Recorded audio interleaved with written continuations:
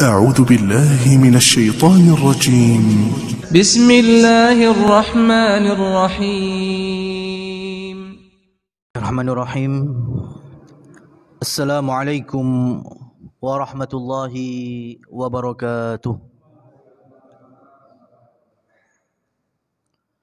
إن الحمد لله نحمده ونستعينه ونستغفره ونتوب إليه ونعوذ بالله من شرور أنفسنا وسيئات أعمالنا.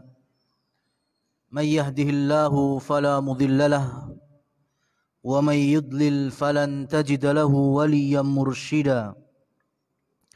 أشهد أن لا إله إلا الله وأشهد أن محمدا عبده ورسوله.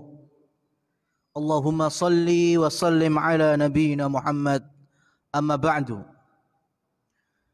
Kaum muslimin wal muslimat jamaah rahimani wa rahimakumullah tabaraka wa ta'ala.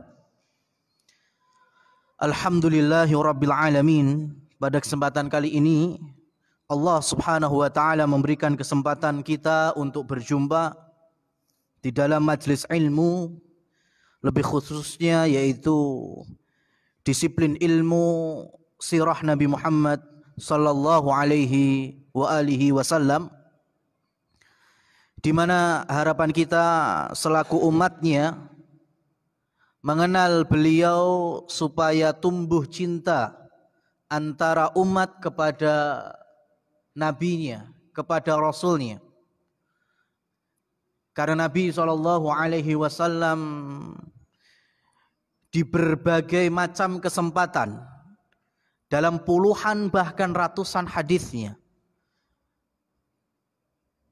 kerap sekali beliau bersabda, laula an asyukka ala ummati, kalau tidak memberatkan umatku, pasti selepas itu perkara agama yang ringan di hadapan para sahabat. Kalau kita masih berat.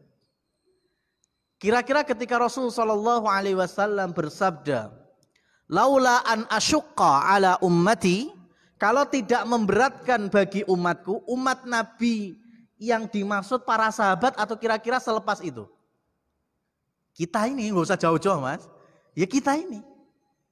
Kalau sahabat jelas mereka mau setinggi apapun perintah, mereka pasti siap untuk melakukan. Ketika Rasul sallallahu alaihi wasallam sengaja menunda Isya, contohnya ini ya, Rasul menunda salat Isya. Bilal sudah mengumandangkan di hadapan kamar beliau, as-salata ya Rasulullah, salat ya Rasul. Fasibyan yanamun, anak-anak sudah pada tidur. Bahkan para sahabat juga sudah kelekaran di Masjid Nabawi. Artinya sudah lepas awal malam ya, yang pertama. Padahal sholat Isya itu kan masuk awal malam masih. Itu Rasul nggak keluar-keluar sampai kemudian ya kalau bahasa kita mungkin jam-jam 9, jam-jam setengah 10 itu Rasul baru keluar dan berkata kepada Bilal, laula an asyukka ala ummati, kalau tidak memberatkan umatku, aku lebih suka sholat Isya pada jam sekarang. Ya, dan sahabat saat itu akhirnya mau-mau aja kan. Tapi ketemu kita nggak mungkin. Ya digawe magriban terus Isyaan tengah-tengah kajian ini ben ora ucul Isyaane kan. Salah satunya kan itu. Ya, kalau cuma magriban tok nggak ada kajian, kadang ucul Isyaannya. Maka Rasulullah SAW cinta kepada kita, sayang kepada kita sampai di level laula an asyukka ala ummati. Kalau tidak memberatkan bagi umatku, ya kita ini umatnya. Tentu dengan kita mengenal sosok beliau, cinta, kemudian mutaba'ah atau ittiba dengan segala bentuk ajarannya, dan dengan ittiba inilah satu kunci amalan kita bisa diterima atau makbul di sisi Allah.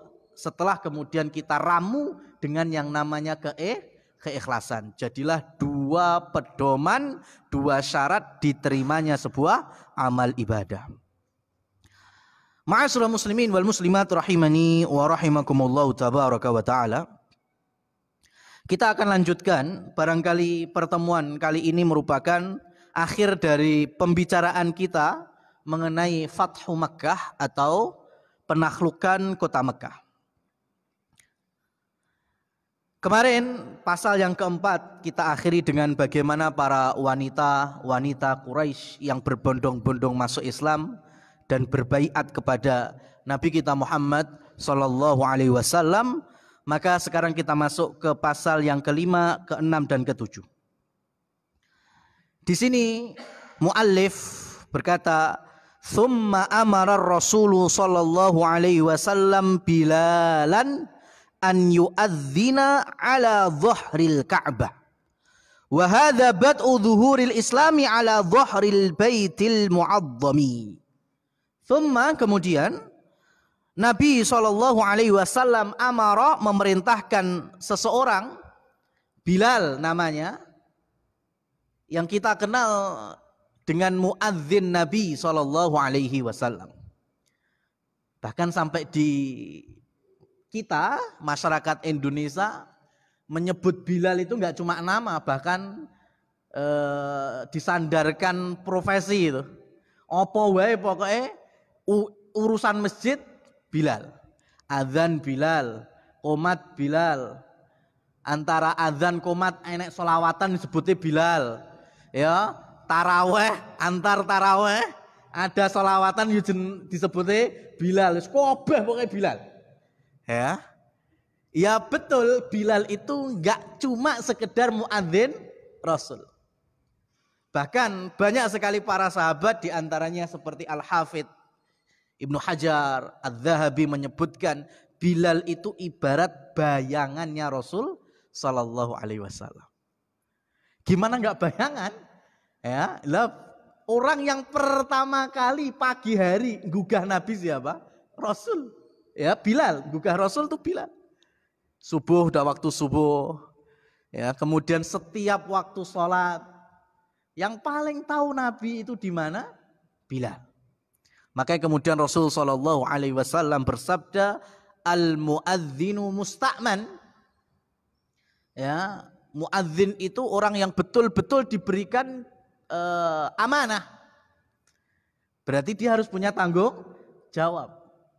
Urusan muadzin bukan hanya urusan Qur'an dan qomat. Ya, bukan. Karena di balik adzan itu berbagai macam urusan agama lahir. Salat itu yang paling kelihatan. Lah di zaman Nabi, Bilal itu kan juga adzan untuk mengumandangkan waktu subuh, dan waktu salat subuh itu sebagai penanda habisnya selesai orang kalau mau sahur. Begitu juga nanti maghrib, adzan sebagai pembuka orang untuk membatalkan puasa atau iftar. Ya, ini orang kalau nggak punya amanah kan iso ngeprank nasional. Ya, aku pengen ya, bukannya jam 5:30, jam 5:20 diadani apa orang gawe, ya kan, masalah. Maka harus orang amanah. Ya. Bahkan nanti Bilal itu, kalau dalam riwayat Jabir bin Abdullah, Jabir itu ketika ada akad jual beli unta dengan Rasul sallallahu alaihi wasallam, Rasul menyampaikan urusan jual beli unta ke Bilal. Padahal untanya milik Nabi. Tapi urusan sing nyekel duit, sing nanti yang megang, kemudian yang bagi untuk rumah-rumah istri Rasul sallallahu alaihi wasallam, diantaranya Bilal. Berarti kalau bahasa kita sekarang, Bilal kan enggak cuma muadzin, tetapi apa ini Mas? Ya, humas, asisten. Ya, kepala bagian rumah tangga Nabi itu Bilal. Ya, beliau hafal di mana Rasul sallallahu alaihi wasallam bermalam. Ya. Muadzin sekarang paling mudah, imame keluargane istrinya cuma satu kan, omahe kono tok to. Ya kan, Nabi istrinya banyak. Muadzinnya apal. Nabi malam ini di rumahnya Aisyah, Nabi malam ini di rumahnya Hafsah. Makanya Bilal enggak pernah salah. Ya teriak as-shalah ya Rasul beda kamar jebule. Enggak pernah ada. Ya kan? Muadzin sekarang udah dimudahkan, imamnya ya, istrinya cuma satu. Ya kan? Rumah ya cuma itu aja. Ya. Tapi kadang wah, imamnya mbek muadzin neng-nengan 5 tahun nih, Mas. Waduh. Repot. Sampai Rasul sallallahu alaihi wasallam turun dari Mi'raj itu, kemudian bertanya kepada Bilal, amalan apa yang menjadikan aku mendengar ya langkah sendalmu di surga. Ya, langkah sendalnya Bilal di surga. Kemudian kan Bilal menjawab salat 2 rakaat setelah wudu. Ini kemudian menjadi sunnah takririyahnya Rasul sallallahu alaihi wasallam yang menyetujui amalannya Bilal. Tapi benang merahnya adalah Rasul apal jejak langkahnya Bilal. Masya Allah. Imam apal langkai muadzin. Angkat tangan. Imam yang tahu. Ya kan. Teko. Ya jangan langkah kaki lah. Suara montori muadzin lah. Ya kan. Wah itu sudah Masya Allah. Rasul tuh sampai hafal. Langkahnya Bilal aja sampai hafal. Karena di surga beliau tahu. Ini langkah sendalnya Bilal. Nah, ini ma'asyiral muslimin. Rahimani wa rahimakumullahu tabaraka wa ta'ala. Dalam peristiwa Fathu Mekkah, ternyata Nabi meminta 2 orang sahabat bertiga bersama beliau untuk menaiki Ka'bah. Karena di bawah Ka'bah sudah ada orang-orang Quraisy yang mereka sudah kalah telak, nggak bisa apa-apa. Tokoh-tokoh yang dulunya menebarkan kebencian dan menjadi promotor utama bagaimana dakwah Rasul dijegal, sahabat disiksa bahkan dibunuh. Hari ini mereka berada di bawah Ka'bah dan Nabi SAW menaiki Ka'bah disertai 2 orang sahabat yaitu Bilal dan Usamah bin Zaid radhiyallahu anhuma. Bilal yang dulu orang-orang mengenalnya hanya seorang budak, ya, diinjek-injek, disiksa, gak punya harga diri. Ya. Tapi tahun ke-8 Hijriah Rasul sallallahu alaihi wasallam, orang-orang pada menatap Bilal dengan mendongakkan kepalanya, Pak. Ya, 8 tahun yang lalu kaki mereka itu nginjak-nginjak Bilal. Tapi Masya Allah hari ini Allah muliakan Bilal dengan Islam, dengan iman. Rasul bahkan meminta Bilal untuk naik sampai ala zuhuril Ka'bah. Jadi sampai punggung Ka'bah, sampai atap Ka'bah untuk menyerukan azan. Ini makanya kebanyakan orang-orang yang masih hidup saat itu sampai bersyair. Ya. Bersyukur bapak-bapak kita tidak hidup untuk melihat kehinaan ini. Ya. Coba Abu Lahab sudah nggak ada, Abu Jahal sudah mati duluan di Badar, ya. Umayyah bin Khalaf sudah nggak ada, Walid bin Mughirah sudah mati. Yang mereka dulu menyiksa Bilal. Bayangkan mereka masih hidup, apa mau ditaruh di mana muka mereka? Orang yang dulu diinjek-injek, disiksa, ya. Dan budak-budak yang lainnya menjadi korban, hari ini mereka melihat di atas orang-orang Quraisy itu. Bahkan nggak semua orang Quraisy itu diizinkan masuk Ka'bah. Belum tentu orang Quraisy itu mereka gampang dan mudah untuk masuk ke dalam Ka'bah. Mesti hanya orang-orang yang pembesar-pembesarnya saja. Sampai hari ini pun kan nggak semua orang diizinkan masuk Ka'bah. Nah ini Bilal sama Usamah bin Zaid bin Harithah. Zaid bin Harithah dulu juga dianggap budak oleh orang-orang Mekah. Karena sudah meninggal syahid di Mu'tah, maka anaknya yang diajak naik oleh Rasul sallallahu alaihi wasallam. Supaya orang-orang melihat semuanya bahwa Islam tidak memandang dulunya mau budak, fakir, miskin, kaya, tokoh, enggak. Inna akramakum indallahi atqakum. Yang membedakan antara muslimin ya itu hanya ketakwaan di sisi Allah Subhanahu wa taala. An-nas musawiyatun kal musht. Ya, manusia itu ibarat gerigi-gerigi jungkas lho Pak. Apa jungkas? Sisir. Ya kan. Gerigi sisir itu kan sama rata. Ya. Lek enek gluwange mesti rambutnya saking kakune. Ceklek siji, ceklek loro kan. Namanya sisir rata-rata ya sama giginya. Begitulah manusia di sisi Allah Subhanahu wa taala, yang membedakan adalah ketakwaannya. Maka Bilal pun menaiki Ka'bah dan diperintahkan untuk azan. Maka kemudian azanlah Bilal sebagai penanda bahwa Mekah sudah menjadi negeri atau daulatul Islamiyah. Wa hadza bad'u dhuhuril Islam ala dhahril baitil mu'azzam. Maka inilah permulaan nampaknya dan munculnya Islam ya di sekitar Baitil Mu'azzam, yaitu Ka'bah yang mulia atau Ka'bah al-Musyarrafah. Berikutnya, thumma arsala alaihi salatu wassalam as-saraya lihadmi asnamil qabail. Kemudian Nabi SAW juga mengutus saraya, yaitu beberapa pasukan, lihadmi, untuk menghancurkan asnamil qabail, berhala-berhala di setiap kabilah-kabilah.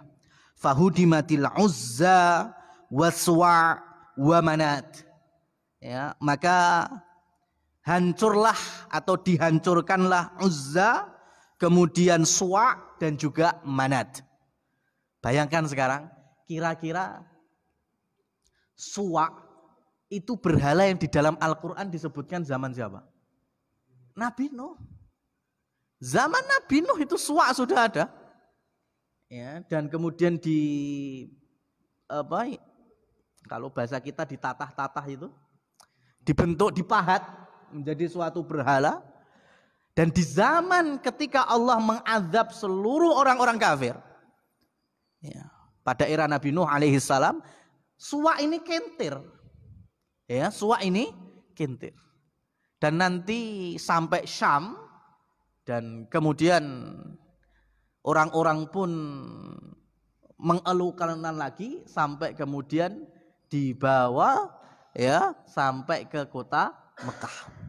Nah inilah Suwa itu berhala zaman Nabi Nuh sampai Nabi Muhammad masih ada, awet sekali. Ya, maka kalau sekarang ada berhala-berhala yang mungkin ya dari zaman-zaman sudah ratusan tahun atau ribuan tahun silam, kemudian masih diulu-ulukan, ya tetap kita sebut itu berhala alias sesembahan selain Allah Subhanahu wa ta'ala. Kalau orang Muslim menyebut itu warisan leluhur, ya nggak bisa kita lurus, nggak bisa kita benarkan. Kalau itu memang berhala, berhala. Ya, meskipun dengan istilah itu warisan leluhur. Kecuali kalau itu memang kepunyaan kepercayaan selain Muslim, ya kepunyaan agama-agama yang lain, ya sudah. Ya itu lakum dinukum waliyatin. Tapi kalau orang Muslim, ya malah ngeluh-ngeluhkan berhala-berhala dengan alasan adalah warisan leluhur, harus kita muliakan dan lain seterusnya, maka hukumnya sama bagaimana Rasul Shallallahu Alaihi Wasallam menghukumi Suwa dan juga yang lainnya.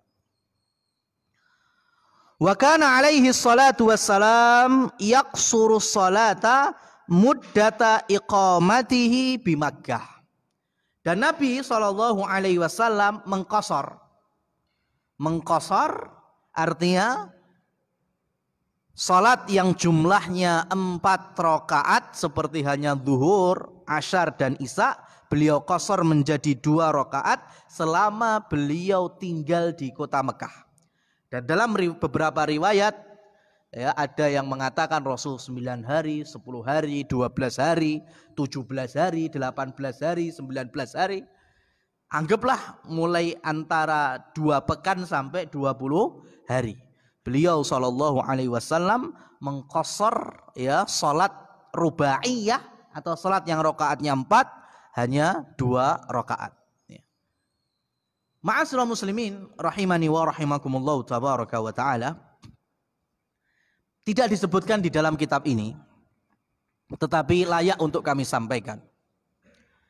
Ketika Rasul Shallallahu Alaihi Wasallam menaklukkan kota Mekah, Dan saat itu, ya, sebagaimana kami jelaskan, Rasul membuat 5 pasukan atau 5 batalion.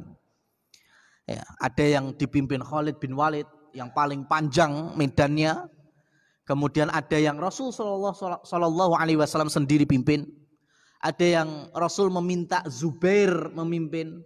Rasul meminta Sa'ad bin Ubadah memimpin. Yang kemudian nanti Sa'ad bin Ubadah digantikan oleh anaknya, ya, Qais bin Sa'ad bin Ubadah. Ya. Ada 5 pasukan. Ya. Ada yang suruh lewat bawah, ada yang suruh lewat atas. Tapi pada intinya Rasul Shallallahu Alaihi Wasallam memerintahkan seluruh pasukan untuk bertemu di satu titik. Titiknya itu yang dikenal dengan nama daerah Hijun. Sampai hari ini ada wilayah namanya Hijun di Mekah. Ya, dan itu masih wilayah sekarang, wilayah besar kuburan Ma'la yang ada di Mekah. Ya. Daerah Hijun, Rasul itu orang Mekah, lahir di Mekah, dewasa di Mekah, bahkan berumah tangga berketurunan di kota Mekah. Jadi nggak ada istilahnya kalau Nabi itu nggak apal gang-gang Mekah. Maka sampai Rasul bikin 5 pasukan itu, kamu lewat sini, kamu lewat sini, kamu lewat sini, dan titik kumpulnya di Hijun. Dan ini bagi orang Mekah nggak biasa. Kenapa? Karena biasanya titik temu itu kan di tempat yang paling strategis. Dan Rasul pasti tahu tempat strategis itu yang mana. Ya, dan bukan Hijun harusnya. Tapi Rasul Shallallahu Alaihi Wasallam milih Hijun. Ya. Dan kajian sirah Nabi Shallallahu Alaihi Wasallam dari sudut pandang cintanya beliau kepada istri yang bernama Khadijah radhiyallahu taala anha, yang membawa beliau untuk mengumpulkan pasukan kaum muslimin berjumlah 10.000 itu di Hijun. Karena di Hijun itulah di sana ada kuburannya Khadijah radhiyallahu taala anha. Ya, tapi jangan salah paham. Nanti malah ya wis lek titik kumpulin yang kuburan aja. Ini enggak, jangan seperti itu. Rasul bukan orang Mekah lagi. Rasul sudah orang Madinah. Ya. Jadi beliau, bapak ibunya sudah enggak ada dari beliau kecil. Bahkan sebelum beliau lahir, kakeknya juga sudah enggak ada. Ya, bahkan orang yang beliau cintai, yang mengimani di saat orang-orang masih enggak percaya dakwah tauhid, tapi Khadijah mempercayainya. Maka otomatis rumah yang paling terakhir ditinggalin Nabi, rumahnya siapa? Khadijah. Sudah enggak ada tempat lagi bagi Rasul. Maka beliau itu memilih tempat kumpulnya di tempat yang di situ ada Khadijah. Ya. Ini yang disebut dengan apa? The true love. Oh. Ya. Cinta sejati tak pernah mati. Ini Rasul Shallallahu Alaihi Wasallam. Ya. Beliau tahu di situ ada kuburannya Khadijah. Maka nanti selama 2 pekan kurang lebihnya beliau tinggal di Mekah. Itu hari-hari beliau itu sering sekali didapati beliau berziarah ke kuburannya Khadijah. Nanti kalau waktunya istirahat tidur ya beliau pulang balik. Tapi kemudian kalau ya lagi santai-santai beliau kunjungi istrinya, yaitu Khadijah. Masya Allah. Lihat ini Rasul Sallallahu Alaihi Wasallam. Oleh karenanya dalam peristiwa besar ini, dan sekali lagi tadi kita sudah kisahkan bahwa Nabi sudah nggak ada siapa-siapa di situ. Kira-kira beliau bermalam di tempat siapa, di rumah sebelah mana, atau mendirikan tenda. Ya, ini kan dikaji oleh para ahli sejarah sirah Nabi Shallallahu Alaihi Wasallam. Dan ternyata selama 2 pekan ini beliau bermalam di rumahnya Fakhitah binti Abi Thalib. Berarti kalau binti Abu Thalib apanya Rasul? Sepupunya Rasul Shallallahu Alaihi Wasallam. Ini jamaah yang dirahmati Allah Subhanahu wa taala. Kajian sirah menutup kisah besar kemenangan Fathu Mekah. Kami akan kisahkan bagaimana Nabi Shallallahu Alaihi Wasallam meminang seseorang yang sangat dimuliakan dan dihormati, meskipun nanti berakhir tertolak.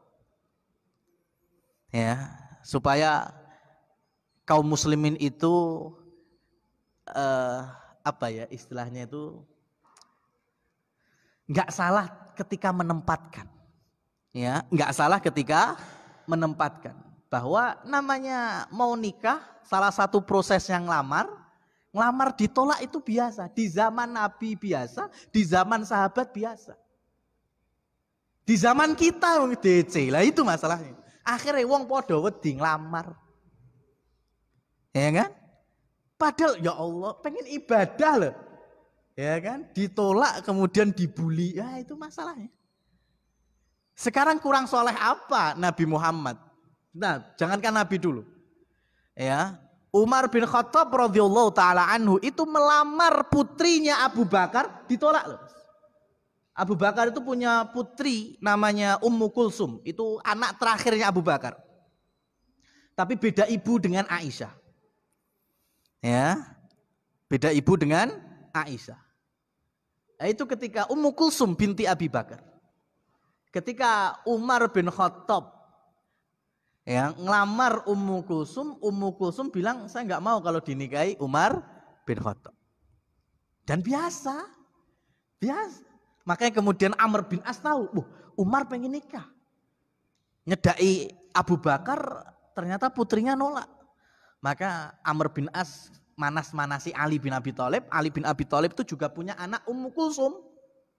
Namanya sama, ya kan?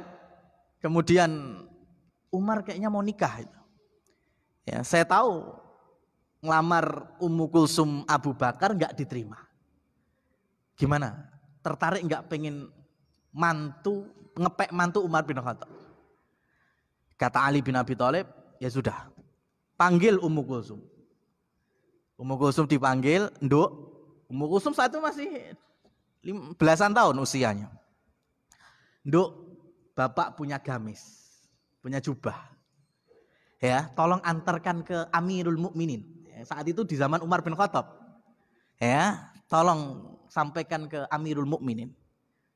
Bilang ke Umar, ini gamis dari bapak. Ya, silahkan jenengan cobi. Ya, jenengan lihat. Ya, perhatikan kalau koyoke cocok, ambil. Lek kiranya engkau tidak cocok, dikembalikan lagi enggak apa-apa. Ya, maka kemudian Ummu Kulsum ditemani budaknya ketemu dengan Amirul Mukminin, kemudian menyampaikan amanah bapaknya. Wahai khalifah, sesungguhnya ayahku mengirimkan kepadamu gamis ini. Diminta untuk ya memperhatikan. Kalau ternyata engkau cocok, silakan pakai. Kalau enggak dikembalikan enggak apa-apa. Dan Umar saat itu ngeh, Pak. Oh, Ali maksudnya ya untuk gamis kuwi. Maka kemudian dilihat Ummu Kulsumnya. Bahkan di dalam sebuah riwayat Umar menyingkap ya bagian kakinya Ummu Kulsum. Ya, dan berkata, sampaikan kepada bapakmu cocok. Ya, sudah selesai. Maka kemudian anaknya balik dan Ali bilang, berarti Umar cocok untuk melamarmu, ya, putriku, maka aku nikahkan engkau dengan Umar. Mau apa enggak? Ya sudah, mau. Maka nikah. Simpel loh, Pak. Ya kan?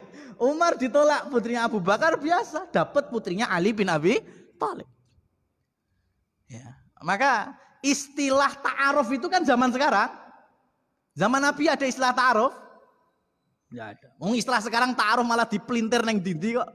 Ya kan? Ben saling kenal, malah kenalnya tambah gladra. Ya kan? Bisa enggak pakai dunia ya dunia nyata tapi pakai dunia maya.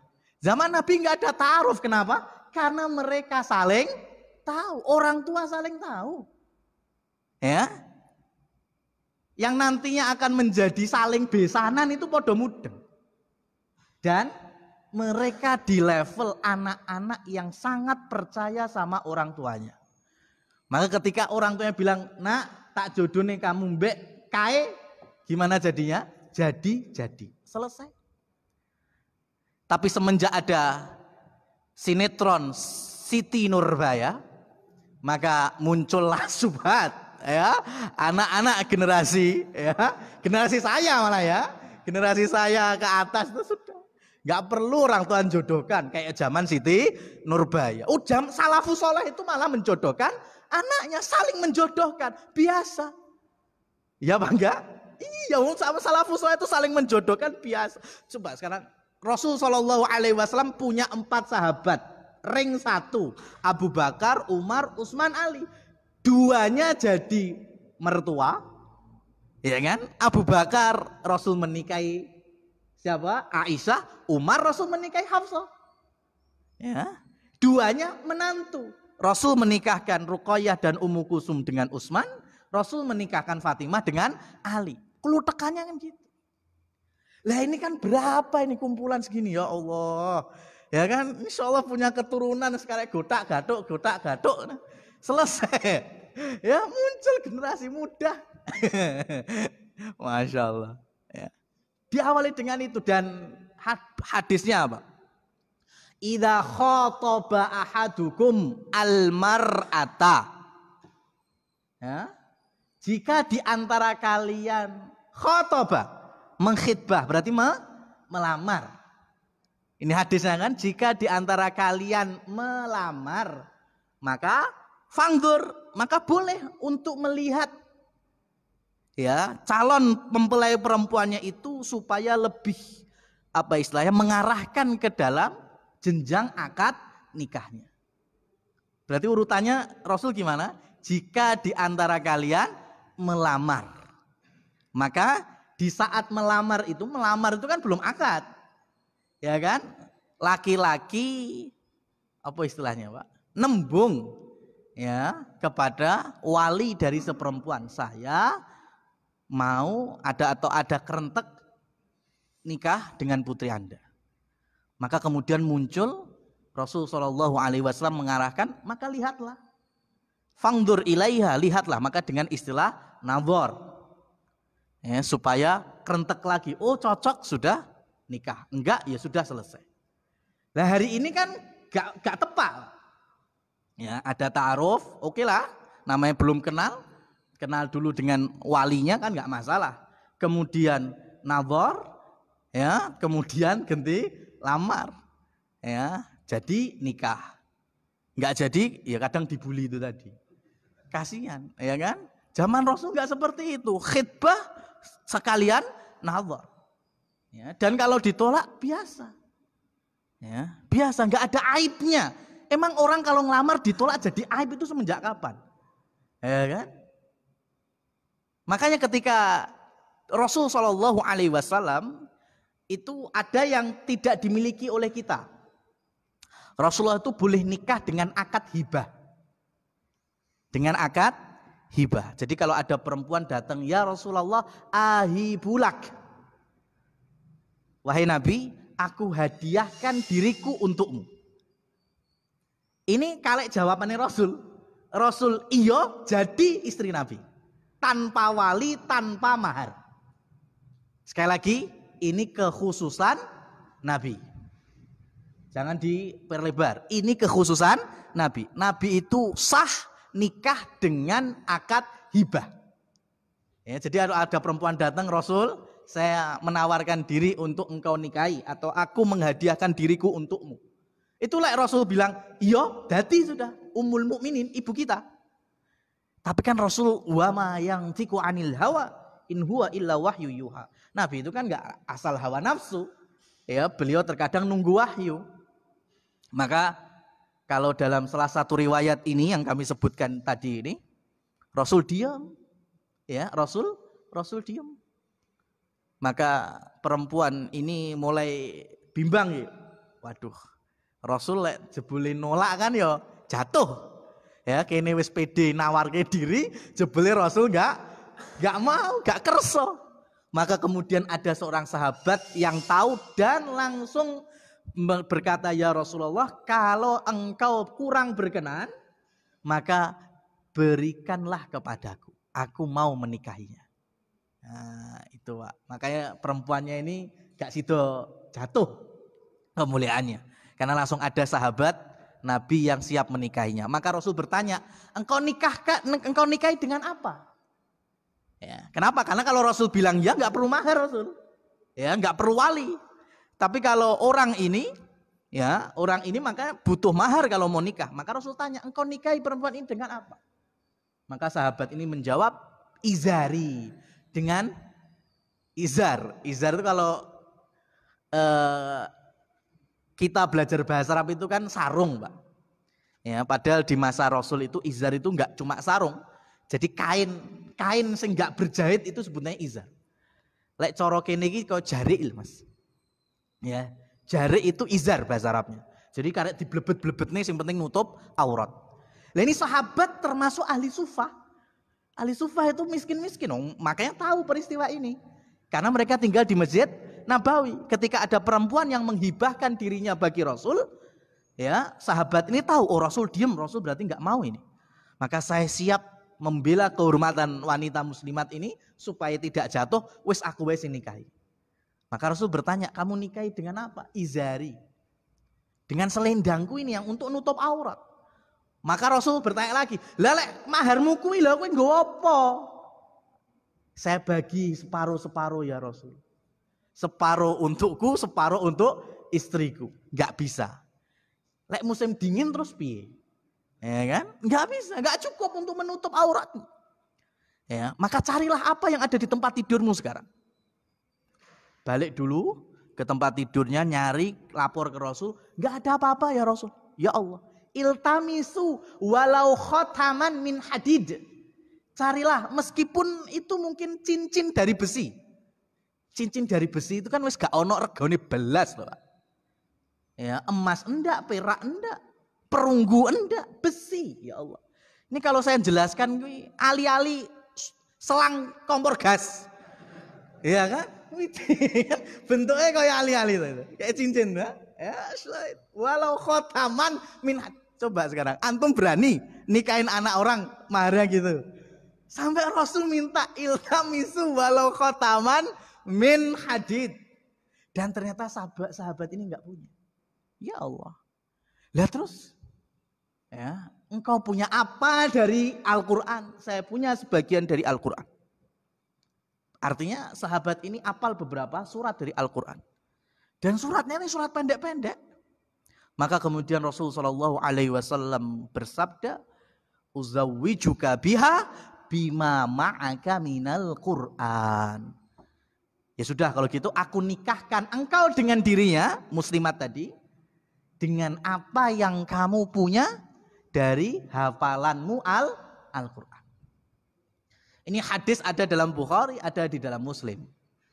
Cuma aplikasinya di zaman sekarang, lebih-lebih anak muda, itu kurang tepat meneh, Pak.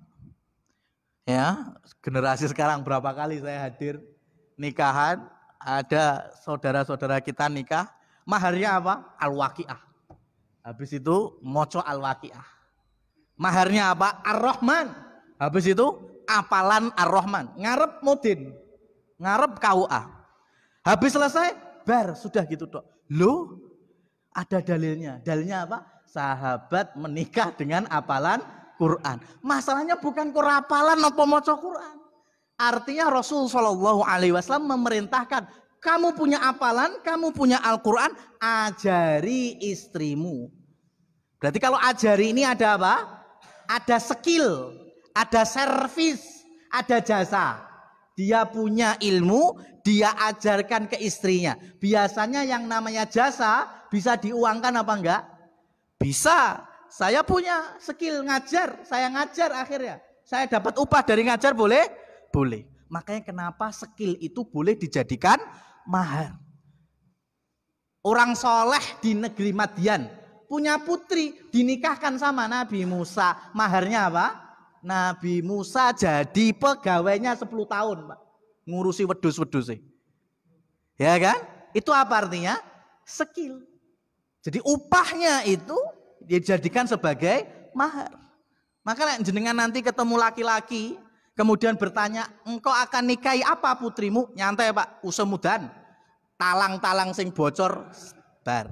Saya siap ya nembel talang-talang rumah bapak sing bocor. Lah, boleh? Ya boleh-boleh saja. Ya karek sampean gelem ora ngono tok. Skill namanya, boleh. Makanya paling bisa diandalkan untuk mahar itu ya dzuqimatin, yang punya nilai. Duit punya nilai, barang punya nilai. Artinya kalau dijual ada harganya. Skill punya nilai. Dan itu yang mubah, ya, yang halal. Nanti duwe pabrik narkoba, kemudian maharnya itu saya nikahi putri bapak dengan saham 30% narkoba. Nah, yo iso di duit nih, tapi kan barangnya haram, ya. Atau yang abstrak, engkau akan nikahi apa putriku? Ya Pak, santai Pak. Jenengan bakal ketemu mantu yang lain daripada yang lain. Aku nikahi putri bapak dengan burung-burung sebanyak yang ada di langit itu. Wah, piye terus guys, mana? Njaluk sekolah nih wae ya men. Nah ini Rasul Shallallahu Alaihi Wasallam sampai memerintahkan pokoknya mencari, dan ternyata nggak dapat, maka Rasul meminta untuk orang ini mengajarkan Al-Quran kepada istrinya. Lah ini boleh. Maka kalau maharnya Al-Waqi'ah, Ar-Rahman, ya enggak apa-apa, tapi ajarkan istrinya sampai mudeng Ar-Rahman tenan itu, sampai aplikasi dalam kehidupannya plek. Al-Waqi'ah juga sama. Ya, aku nikahkan dengan tata cara sholat seperti Rasul. Wah, ora apa-apa. Berarti kan kudu ngajari sampai bojone khusyuk bener sholatnya. Wah, kok akeh PR ya. Mending duit seperangkat alat mandi bar ya. Perangkat alat sholat ding ya, seperangkat. Ma'asyiral muslimin wal muslimat rahimani wa rahimakumullah tabaraka wa ta'ala. Nah, Rasul sallallahu alaihi wasallam ketika beliau belum menjadi nabi, ya, di usia beliau masih 20 tahun. Ini kan usia beliau betul-betul menghormati pamannya. Ya, ngewangi dagangan pamannya. Ya, namanya keponaan yang punya jasa banyak dan punya akhlak yang luhur. Maka otomatis pengen sekali membalas jasa-jasa kebaikan pamannya. Maka Nabi SAW mendatangi pamannya, wahai pamanku, aku mau menikahi putrimu yang bernama Fakhitah binti Abi Thalib, yang di dalam sejarah Islam atau dalam syariat kita lebih dikenal dengan Ummu Hani radhiyallahu taala anhu. Ummu Hani itu dilamar Nabi di usia 20 tahun. Dan saat itu Abu Thalib menolak. Abu Thalib menolak. Karena Ummu Hani itu di zaman itu juga didatangi dari Quraisy Bani Makhzum namanya Hubairah. Ya, orang Quraisy. Ya, dan ketika melamar Ummu Hani, Abu Thalib menerima. Maka Nabi pun bertanya. Maka riwayat ini ada dua jamaah yang dirahmati Allah. Sebelum saya lanjutkan, ada riwayat yang dhaif, ada riwayat yang hasan. Ini ada dalam Tabaqat Ibnu Sa'ad rahimahullahu tabaraka wa ta'ala. Dan ini yang saya ceritakan yang dalam Tabaqat Ibnu Sa'ad. Ya, jadi alurnya demikian. Rasul sallallahu alaihi wasallam bertanya kepada Abu Thalib, "Kenapa engkau menerima Hubairah dan menolak aku?" Dan Abu Thalib kemudian menjelaskan, "Wahai ponakanku, Hubairah itu dari Bani Makhzum. Kita ini dari Bani Hashim. Dan antara Bani Makhzum dan Bani Hashim itu sangat erat hubungannya dalam kekeluargaan nasab Quraisy. Terkadang mereka membantu kita, terkadang kita membantu mereka. Terkadang mereka menikahkan anaknya dengan kita, terkadang kita menikahkan dengan mereka." Maka kemudian al khairu yukafiul khaira, kata Abu Thalib. Ponakanku, orang yang baik itu membalas kebaikan orang yang telah berlaku kebaikan. Ini konsep Abu Thalib. Kalau sampai nanti aku tidak menerima Bani Makhzum, maka bisa terjadi pecah lagi Quraisy. Ya, bisa nggak stabil lagi keamanannya. Dan Rasul Shallallahu Alaihi Wasallam menerima itu biasa Rasul. Oh sudah. Dan nanti Allah gantikan yang Allah tanamkan kecintaan yang dahsyat. Cinta pertama beliau Shallallahu Alaihi Wasallam yaitu Khadijah radhiyallahu taala anha. Ya, jadi gitu. Nggak ada gerantes-gerantesnya nggak ada. Nggak ada Rasul nangis nggak ada Pak. Fasakatan Nabi. Nabi itu diem. Apa meneh ngupload status. Nah, nggak ada. La haula wala quwata illa billah. Ini gentle. Nah, kapak-kapak no yang namanya Rasul itu dengan Ummu Hani hubungannya apa? Sepupu. Nggak jadi nikah ya sudah. Hubungan kekeluargaannya tetap ada. Maka Abu Thalib wafat dan Hubairah nanti menjadi suaminya Ummu Hani. Hubairah itu laki-laki yang kaya raya. Makanya rumahnya di Mekah itu termasuk rumah yang paling jembar. Maka nanti Rasulullah Shallallahu Alaihi Wasallam dalam kisah Isra dan Mi'raj, beliau itu kan habis Isya itu masih layah-layah di sekitar Ka'bah, sekitar Hijr Ismail. Kemudian beliau ke pekarangan atau ke teras rumahnya Ummu Hani dan didatangi Jibril di situ.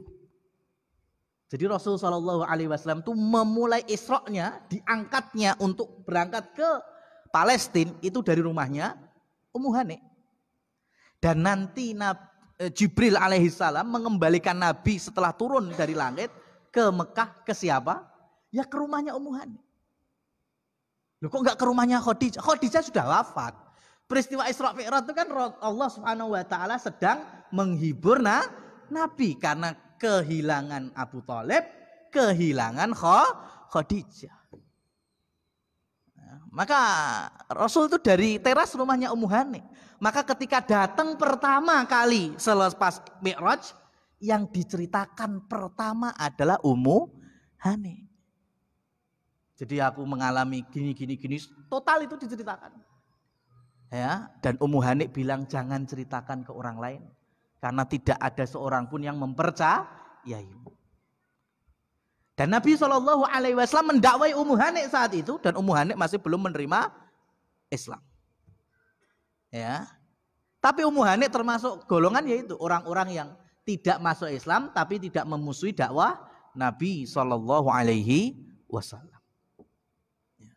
Tapi kita lanjutkan setelah kita dengarkan azan Isya. Wallahu a'lam bissawab.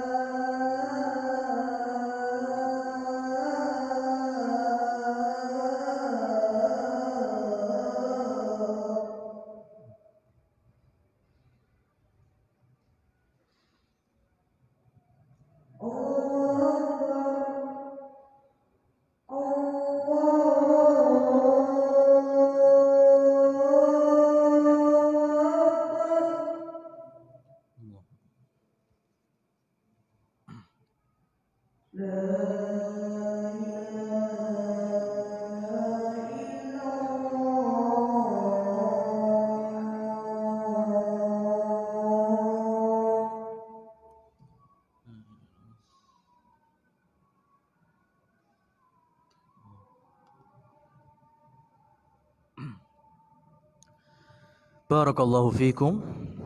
Kita lanjutkan. Kaum muslimin muslimat yang dirahmati Allah Subhanahu wa taala. Maka dalam peristiwa Fathu Mekah dan Nabi itu masuk kota Mekah dalam riwayat Tirmidzi, bahkan ini juga ada di dalam Syama'il Muhammadiyah, kitabnya Imam Tirmidzi juga, terkait dengan sosok Rasul Shallallahu Alaihi Wasallam. Beliau itu masuk kota Mekah ya dengan ketawadhuannya menaklukkan kota Mekah itu, kemenangan itu. Kan biasanya namanya komandan masuk wilayah yang sudah ditaklukkan kan kemakinis ya sombong gitu. Wah, kemaki, menang masalahnya. Tapi ternyata Rasul tidak. Rasul itu ketika masuk kota Mekah dalam kondisi menang, beliau menundukkan wajah beliau sampai jenggot beliau itu menyentuh sisi depan dari kudanya, kuda beliau. Dan hadis ini yang meriwayatkan adalah Ummu Hani. Jadi Ummu Hani itu ketika penaklukan kota Mekah itu masih sangat apal sepupunya sendiri, yaitu Nabi Muhammad Sallallahu Alaihi Wasallam. Maka ketika orang-orang Mekah berbondong-bondong untuk bersyahadat di hadapan Nabi, memeluk agama Islam, termasuk diantaranya Ummu Hani. Dan saat itu kira-kira usia Nabi berapa? 60 tahun. Kan Fathu Mekah tahun 8, Rasul wafat tahun 11. Berarti kan 63 wafatnya kurangi 8, kurang lebih berapa? 3 tahunan kan? Ya, 3. Jadi usia Rasul itu 60 tahun. Dan Ummu Hani usianya 5 tahun di bawah Nabi. Karena Nabi lahir usia 5 tahun, Abu Thalib melahirkan anak lagi, istrinya, kemudian dikasih nama Fakhitah atau Ummu Hani. Berarti dalam peristiwa pasca Fathu Mekah, Rasul usianya 60 tahun, usianya Ummu Hani berapa? 55 tahun. Dan Rasul Shallallahu Alaihi Wasallam kembali menawarkan lamarannya untuk Ummu Hani. Ya, usia 20 tahun, Rasul melamar melalui walinya, yaitu ayahnya, yaitu pamannya beliau sendiri, Abu Thalib, dan ditolak. Maka di usia Rasul 60 tahun beliau kembali melamar Ummu Hani. Karena apa? Karena Hubairah suaminya kabur, terusir dari Mekah. Karena suaminya kan kafir. Dan ketika Ummu Hani sudah masuk Islam, berarti ya otomatis sudah terlepas hubungan suami istrinya. Karena satu muslimah, satunya masih musyrik atau kafir. Maka selepas itu Rasul Shallallahu Alaihi Wasallam melamar Ummu Hani, ya, di usia Ummu Hani sudah 55 tahun. Dan ketika itu jawabannya Ummu Hani apa? Nolak lagi. Ya jelas, buktinya kita nggak ada deretan istri Nabi yang namanya Ummu Hani. Kata beliau sudah menjadi muslimah. Ya, wahai Rasul, hari ini tidaklah ada orang yang paling aku cintai kecuali dirimu. Karena engkau adalah utusan Allah. Dan pengikut Nabi kan harus punya rasa cinta kepada Nabi. Kalau masalah cinta, dari dulu pun kalau yang namanya senang, siapa yang gak senang dengan dirimu? Sosok yang paling berbudi di kota Mekah. Apalagi sekarang sudah masuk Islam, maka tentunya aku lebih lagi cinta kepadamu. Tapi di belakangku ya ada anak-anak. Ya, jadi istilahnya dawatus sibyan, aku memiliki bocah-bocah kecil. Dan aku ini sudah kibarusin, aku ini usianya sudah tua. Itu alasannya kepada Rasul sallallahu alaihi wasallam. Kemudian Nabi sallallahu alaihi wasallam bersabda, khairu nisa'i Quraisy rakibnal ibil ahnahu bil atfal wa ar'ahu bi amwali azwaj. Sebaik-baik perempuan adalah wanita Quraisy. Ini memang ada keunggulan ya. Quraisy itu dalam Al-Quran juga diunggulkan dengan perdagangannya. Dalam sabda Rasul diunggulkan untuk perempuan-perempuannya. Sebaik-baik wanita adalah wanita-wanita muslimah Quraisy. Kenapa? Pertama, mereka punya skill nunggang unta.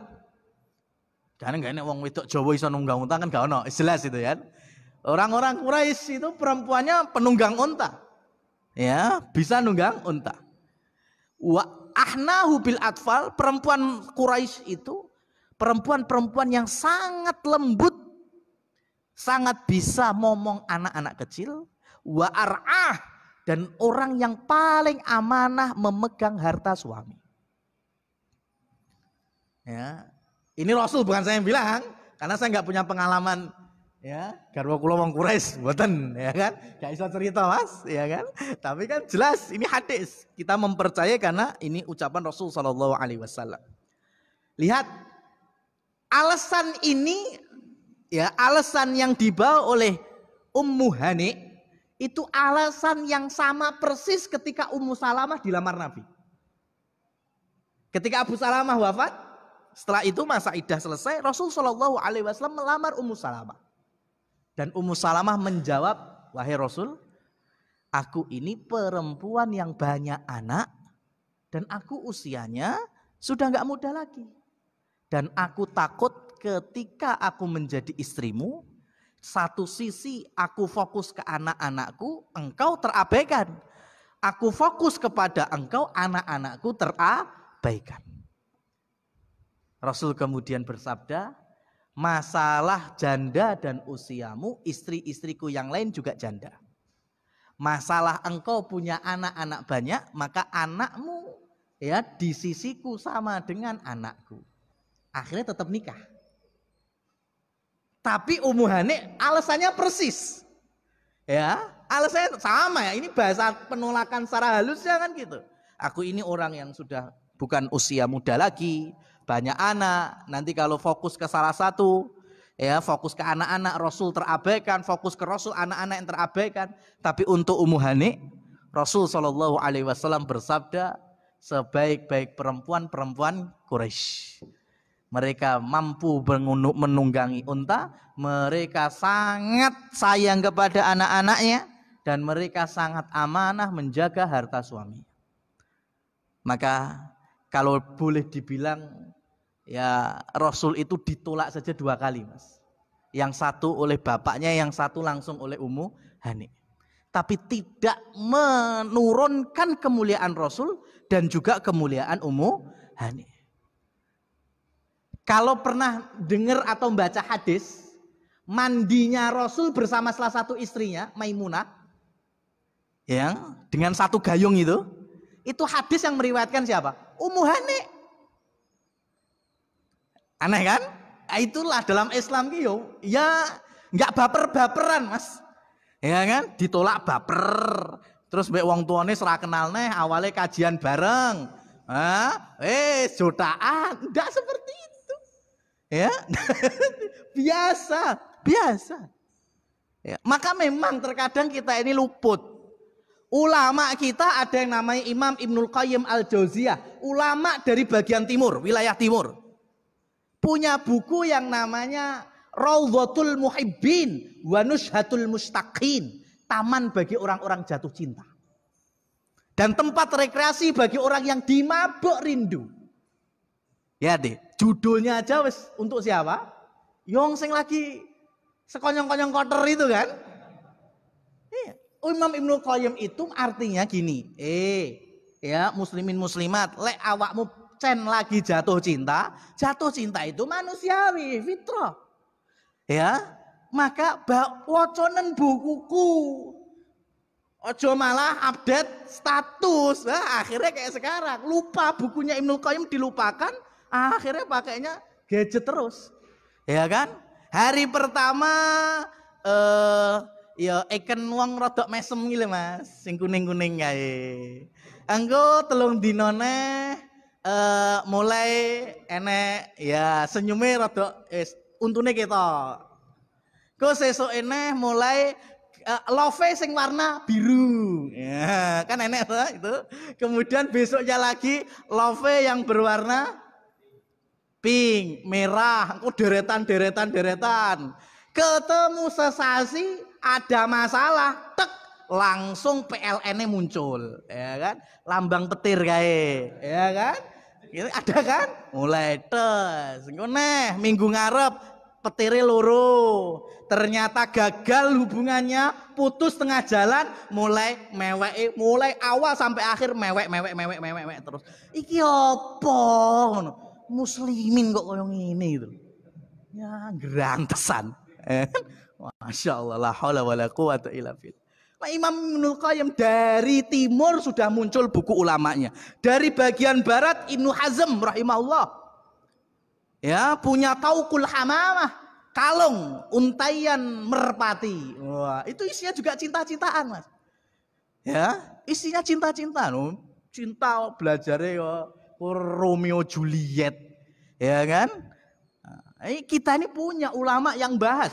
Nah, ulama juga tahu cinta-cintaan. Maka Imam Ibnul Qayyim, orang lagi cinta itu kan berbunga-bunga. Makanya bukunya Taman Orang Jatuh Cinta. Taman kan di situ ada bunga. Ya, cuma kita kadang luput. Ya, kadang luput. Dan para sultan, para khulafa zaman dulu kan anak-anaknya yang ngajari siapa? Para ulama, para masyayikh. Dan para guru-guru itu sangat tahu perkembangan anak-anaknya khalifah. Dan diantaranya ketika dikabari putra-putra khalifah itu ngomong ke gurunya, wahai syekh, aku kok mulai ada rasa dengan seseorang. Kemudian menyebut fulanah gitu.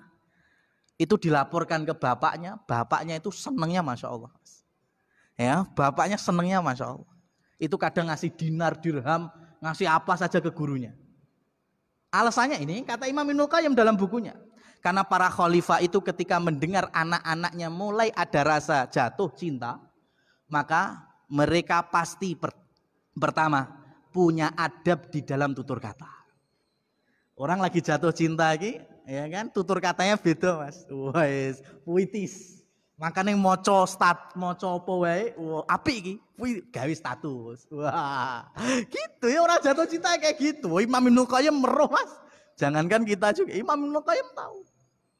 Dan penampilannya pasti lebih rapi dari sebelumnya. Luwih brai Mas. Masya Allah, ini ulama sudah bahas. Lihat ketika Rasul kita Shallallahu Alaihi Wasallam, ya, beliau punya niat baik melamar, dan ternyata di akhir dari kebesaran Fathu Mekah, Rasul meminang dan atau melamar Ummu Hani dan berakhir tertolak biasa. Rasul pun tetap menjadi nabi, Ummu Hani tetap menjadi sahabiat di antara sahabiat, ya, perempuan, bahkan termasuk perawi hadis Rasul Shallallahu Alaihi Wasallam. Karena Ummu Hani nanti usianya panjang, ya, beliau wafat usia lebih dari tahun ke-40 Hijriah. Berarti kan usianya panjang sekali itu.